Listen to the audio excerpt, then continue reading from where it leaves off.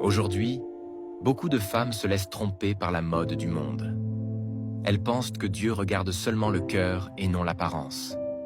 Mais la parole de Dieu nous rappelle que la vraie sainteté touche toutes les dimensions de la vie, y compris la manière de se vêtir. Une femme ne portera point un habit d'homme, et un homme ne mettra point des vêtements de femme. Car quiconque fait ces choses est en abomination à l'Éternel, ton Dieu. Deutéronome 22, verset 5.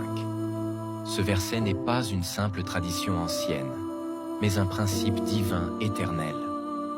Dieu a établi une distinction claire entre l'homme et la femme. Quand cette frontière est franchie, c'est une rébellion silencieuse contre l'ordre divin. Une femme qui porte les habits d'un homme ne fait pas seulement un choix vestimentaire, elle altère l'identité que Dieu lui a donnée. Le vêtement est un langage spirituel. Il parle, il témoigne de ton appartenance. 1 Timothée 2, 9 à 10 nous exhorte. Je veux aussi que les femmes se parent d'une tenue décente, avec pudeur et modestie, non avec des tresses, de l'or, des perles ou des habits somptueux, mais avec des œuvres bonnes, comme il convient à des femmes qui font profession de servir Dieu. Le ciel n'est pas pour ceux qui vivent selon la mode du monde, mais pour ceux qui se conforment à la volonté de Dieu. Si tu veux plaire au roi des rois, tu dois te séparer de tout ce qui souille ton témoignage. Ne dis pas « Dieu regarde seulement le cœur ».